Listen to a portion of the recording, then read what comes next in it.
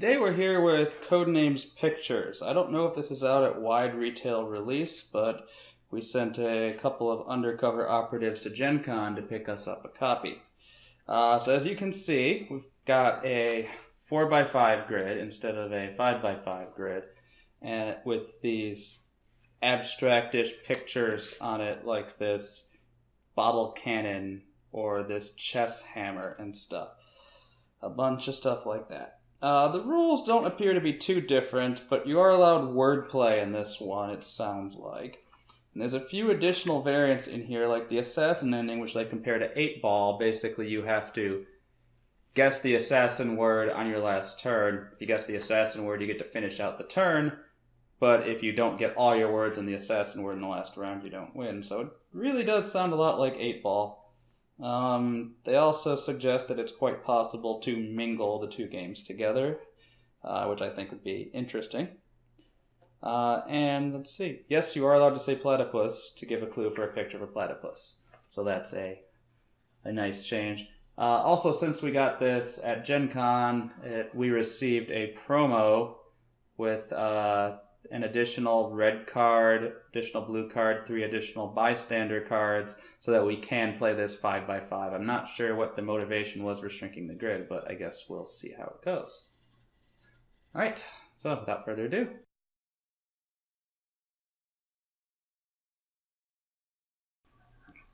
Okay, weapon 3. Weapon 3.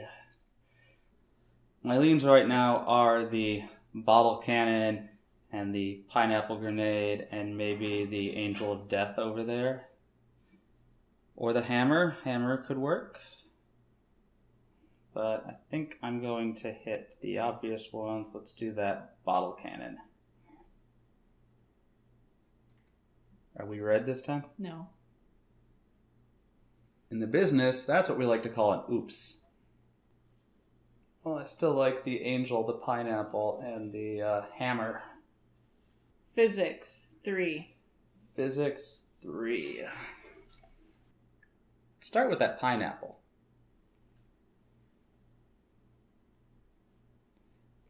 I presume that doesn't have much to do with physics, but it presumably has much to do with weaponry. Try this metal ball looking thing at the top. That looks kind of physicsy.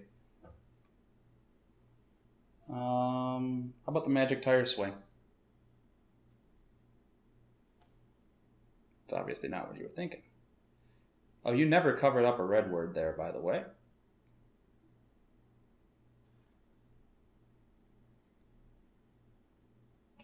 Now you gotta cover up another one when you put this next clue out.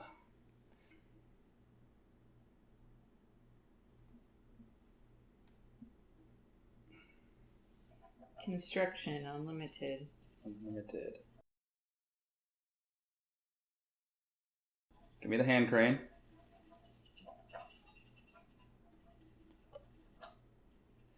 Give me the puppet rocket. Bottom center. Chess hammer.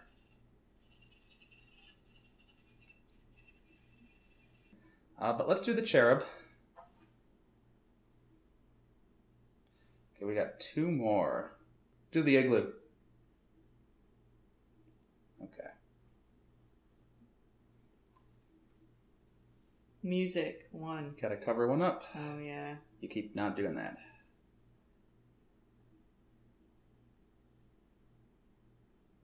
Music 1. Give me the self-playing violin. Now you're counting on me to pick between basically the bug and the satellite dish, which are both kind of physics-y. Give me the satellite dish. Okay, that is a 4. Which, there's a different scoring scale on this because they took one out. This is a 3-point actually, and it's called Great Teamwork. I consider this to still be a good score. I'd like to see a score of 4 probably. Well, let's scramble the board, switch sides, and give this one more shot.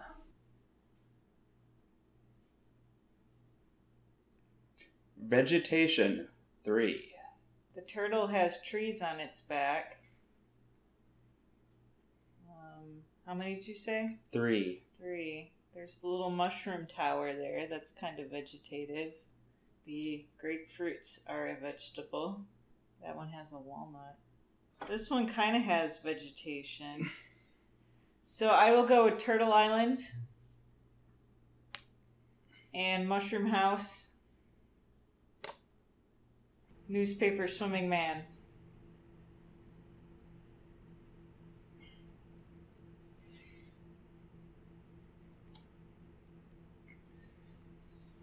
Exit 3. Well, let's see. The confetti is exiting the volcano. The water is exiting the Rook Castle there. The question mark is exiting the pipe. That mirror has some stairs in it that looks like an exit. The bullet train has teeth. I will do the stair mirrors. Then I will do the confetti volcano. Oh.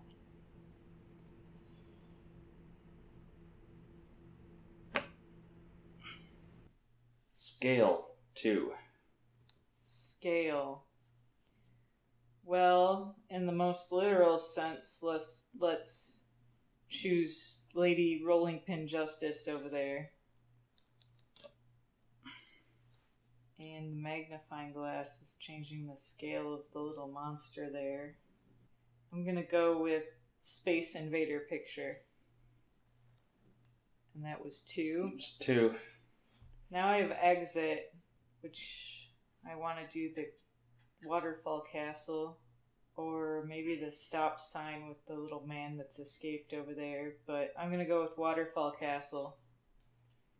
No, it must be the little man who escaped from the street sign.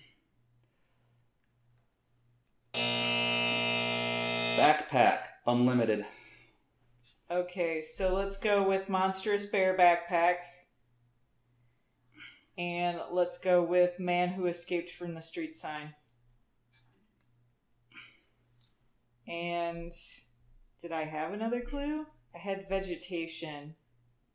So let's go with Grapefruit Headphones. That's it. Woohoo! Let's take a look here. This was the death word, so that kind of put the kibosh on anything animal related. So yes, vegetation, there were a few false positives. I think you did better than me. These pictures... We did identically. Wow. These pictures are so detailed that it's hard to not get... Like, I didn't catch that grass. It's hard to not get clues that don't cross things you don't want. Yeah, I didn't catch that grass. Even if you had gone for the nut for vegetation, that was a neutral, but I was definitely aiming for these 3. When I went for exit, you were looking for things erupting or falling or coming out of something, but I wanted literally a place you could exit. He walked out, and they were trying to exit a war by surrendering. Okay. But, so you weren't even close to that, so then No. you got scale right. Scale was definitely the balance on that and that. This was trouble, because if I made any reference to the animal, you're going to go over there. If I said backpack unlimited too early, you would have gone for Santa. I wanted to go, they're both carrying things, but so are these 2. Maybe even him, but he was long gone. And yeah, the fact that Death was this ogre with these elephants here kind of put the kibosh on anything animal-y. So yeah, that's Codenames Pictures. I don't think it's radically different than Codenames, but it's different enough that if you're into Codenames, I'd probably give it a look-see. Thanks for tuning in, and we'll see you next time.